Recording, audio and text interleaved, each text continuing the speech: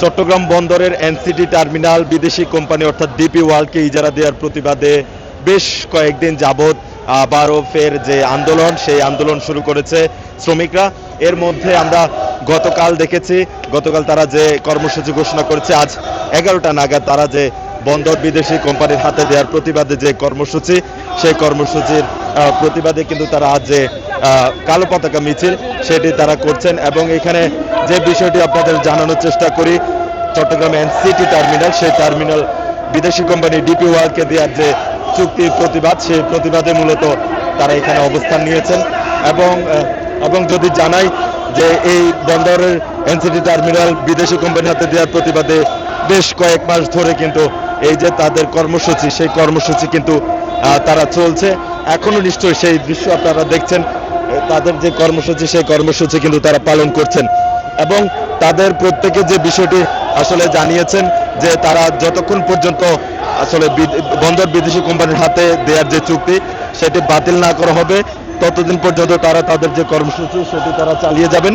এবং পাশাপাশি তারা এর আগে যে এখানে একটি সংক্ষিপ্ত সমাবেশ করেন, সেখানে বক্তারা সেখানে তারা বলেন আগামীকাল 11টা থেকে তাদের যে কর্মসূচি সেটি বন্দরের 2টি যে প্রবেশ পথ সেখানে তারা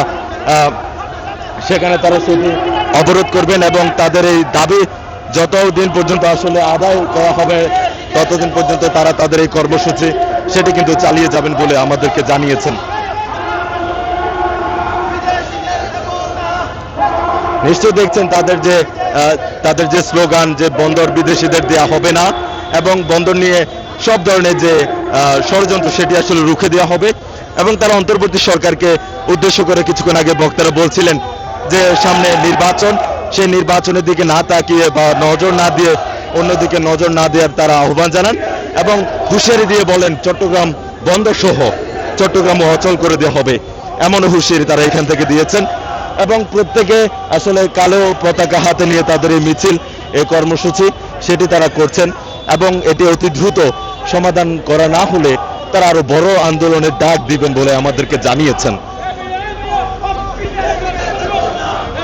নিশ্চয়ই দেখছেন এই মুহূর্তে চট্টগ্রামের আগ্রাবাদ মোড় থেকে সেটি মিছিল কিন্তু বন্দর অভিমুখে তারা রওনা হয়েছে।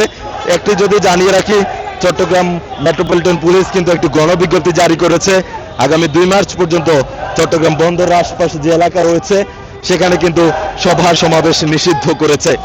সেই বিধিনিষেধ কিন্তু যে উপেক্ষা সেটি হয়তো বা কিছুক্ষণ পর ঘটতে যাবে এবং সেই এলাকা প্রবেশ করলে আসলে পুলিশ কি করবে সেটি আসলে দেখতে চাই বা দেখতে পাবো আমরা।